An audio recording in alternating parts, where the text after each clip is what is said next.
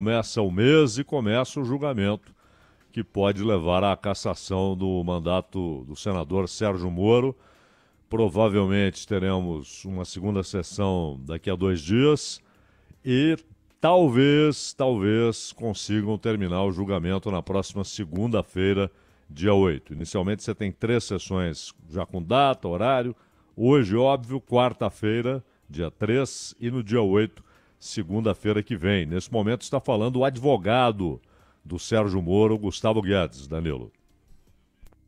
A gente vai subir um trecho aqui a acompanhar ao vivo, né? O Gustavo Guedes, doutor Gustavo Guedes, advogado de Sérgio Moro. E a gente vai aqui numa transmissão conjunta com o Band News TV, para o ouvinte não perder nada, acompanhar agora. Então, o advogado, doutor Gustavo Guedes falando, vamos lá. Que é o Felipe Cunha. Aliás, é até inusitado, né? Normalmente o histórico sempre de primeiro suplente sempre pagou conta de campanha, né, de senador. Nesse caso aqui, eles tentam dizer o contrário, que o primeiro suplente pagou o Moro para o Moro deixar ele ser primeiro suplente. É uma coisa, de novo, não tem sentido nenhum. Mas, para concluir, em nenhum momento se tentou esconder. Desde a defesa consta claramente que os pareceres foram feitos em conjunto. Tem, inclusive, no memorial adicional que eu mandei a Vossas Excelências, a relação. São mais de 24 pareceres entregues nesse período, assinados pelo meu escritório, assinados pelo escritório do Felipe, demandas de direito civil ele fez, demandas de direito eleitoral nós assinamos em conjunto, que sim, ele pretende atuar nessa área, inclusive que agora está na política enquanto primeiro suplente. Então, assim, não tem nada de errado. Quem diz que tem errado é porque não viu o processo antes. Porque isso consta lá nas nossas defesas. Então, nada se tentou esconder, ninguém tem medo de nada, e, para deixar claro, e não tem nenhuma dúvida, esse valor desses honorários, vultosos, é verdade, foram cobrados do União Brasil, que naturalmente tem um fundo partidário muito maior do que tem o do Podemos, portanto, uma capacidade econômica muito maior, e foi usado para pagar o meu trabalho também. Aliás, grande parte desse valor, com todo respeito, foi pago ao meu escritório. Então, não tem essa história de 1 milhão para suplente, de vamos investigar a origem, porque o dinheiro voltou. Isso tudo é discurso político e não cabe aqui. Não tem uma prova no processo disso, porque não foi produzida, porque não precisou. Porque veio uma inicial com ficha expedition pedindo para quebrar sigilo do meu escritório, para prender o meu celular, sem nenhum fundamento. Então, com todo respeito... Zaidan, acho que vale a gente contextualizar aqui para o nosso ouvinte, né? Porque além do Moro, os suplentes dele, o Luiz Felipe Cunha, Ricardo Augusto Guerra, que também são alvos de processos, né?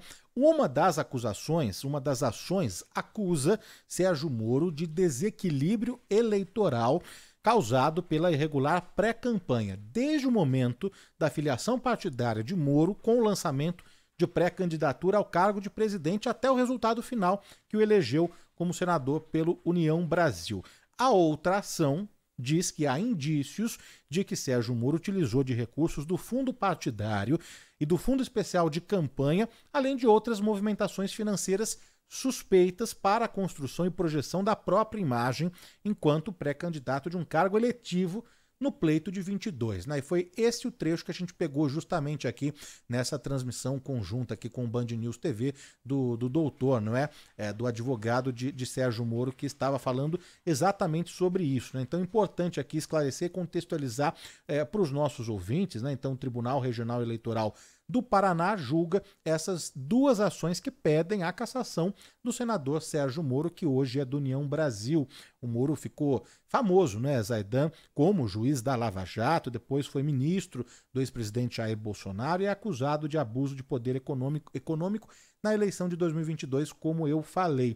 E essas ações protocoladas pelo PL de Bolsonaro e pelo PT, o senador fez gastos excessivos no período da pré-campanha, quando as candidaturas ainda não estavam oficializadas, Aidan. O interessante é que você tem o partido do Bolsonaro e o partido do Lula, ambos indo à Justiça Eleitoral contra o Sérgio Moro, pedindo sua cassação. E no caso da ação do PT, não é uma ação só do partido, mas de um conjunto de partidos, né? Inclusive PCdoB, etc. Agora, a legislação é muito ruim, porque o Brasil tem uma legislação que pretende ser muito dura, restritiva em termos eleitorais, porém, ela, em boa parte, é um faz de conta. Então, ninguém pode se declarar candidato antes de determinado momento. Mas todo mundo sabe quais são os candidatos. E todo mundo sabe que estão em campanha. Por exemplo, em São Paulo, o Boulos, o Ricardo Nunes, a Tabata Amaral, são candidatos à Prefeitura de São Paulo, mas não podem se declarar candidatos. São pré-candidatos. E não é só o prefixo, mas o fato de que isso altera a linha de atuação. Você tem uma atuação mais restrita como pré-candidato. Mas todo mundo sabe que eles são candidatos, é um faz de conta. E mais, todo mundo sabe que desde o ano passado, alguns já se apresentavam como candidatos. Isso vai se repetir, numa escala muito maior, daqui a 2 anos, em 2026. Em abril de 2026, muita gente será chamada de pré-candidata, mas, na verdade, todo mundo sabe que será candidato e já em 2025, alguns nomes serão colocados claramente como candidatos. Então, você tem o problema da legislação. O Moro era pré-candidato à presidência.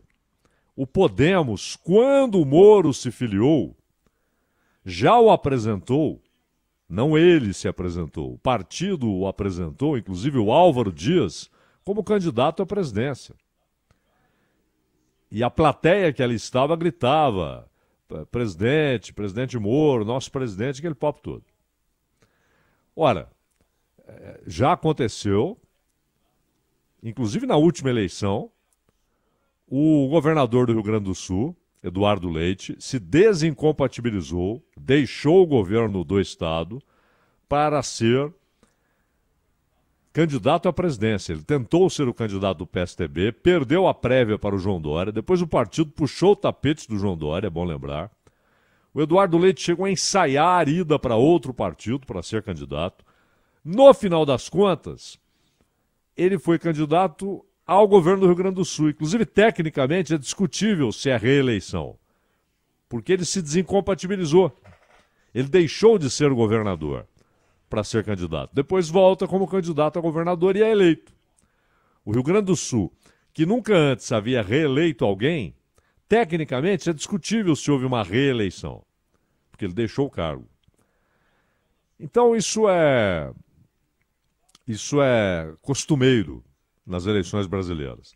O que eles alegam é que o Moro, ao se lançar e ser lançado pré-candidato à presidência, que ele ganhou uma visibilidade. E aí, claro, cada caso é um caso. O Moro já tinha visibilidade. O Moro já era conhecido no país inteiro. Até, obviamente, por conta da Lava Jato. Menos até do fato de ter sido ministro de Estado do Bolsonaro e mais pela atuação na Lava Jato, que o tornou nacionalmente conhecido. Então não dá para dizer que ele usou a campanha de pré-candidato à presidência para se tornar conhecido. Isso é uma lorota. A questão é a grana. E particularmente porque agora é dinheiro público. Quando era dinheiro privado, era uma coisa. Agora é dinheiro público, há tetos estabelecidos para as campanhas. E essa desconfiança porque R$ 1 milhão foram gastos para um escritório que trabalhou 4 meses e com profissionais experientes, mas não na área eleitoral. Isso, inclusive, que o primeiro defensor do Sérgio Moro, agora está falando no segundo advogado do Moro, o Cássio Prudente, mas o primeiro defensor alegou que era normal. Então você tem o que é a razoabilidade que vai determinar se gastou muito ou pouco, e o dinheiro que foi gasto quando era pré-candidato à presidência deve ser contabilizado como tendo sido importante para a sua campanha ao Senado pelo Paraná. Então há muita subjetividade porque a lei produz isso. A lei é ruim. O texto da lei é fraco, é ruim. E no final das contas haverá subjetividade no julgamento. Se o dinheiro que ele gastou na campanha e coisas assim que nada tem a ver com voto, por exemplo, segurança, carro blindado, essas coisas. Não é que não dão nem tiram voto. Mas se isso teve influência para que ele fosse eleito senador do Paraná, será uma decisão subjetiva, inevitavelmente, Danilo. Olha, um destaque rapidinho aqui, chegando de Curitiba, ainda sobre esse assunto, a Miriam Vila, vai falar sobre outros detalhes aí que a gente acabou não falando sobre o julgamento, não é isso, Miriam? O senador Sérgio Moro, do União Brasil, não vai acompanhar presencialmente o julgamento e também não vai se manifestar. O ex-juiz é alvo de 2 ações por abuso de poder econômico nas eleições de 2022, quando concorreu ao Senado, depois de desistir da disputa pela presidência da República. Além disso, hoje o Conselho Nacional de Justiça disse que o relatório que investiga crimes na 13ª Vara Federal de Curitiba, onde Sérgio Moro atuou, foi concluído. Entretanto, não há previsão para a inclusão na pauta do plenário. Claro que a gente vai continuar acompanhando esse caso. Obrigado, Miriam Vila, direto de Curitiba. A gente vai continuar acompanhando esse caso. Qualquer informação, qualquer novidade, o julgamento está acontecendo, né? A gente já trouxe aqui um trecho ao vivo, direto de Curitiba, Justiça Eleitoral do Paraná. E daqui a pouco a gente volta para lá, não é? Mas a gente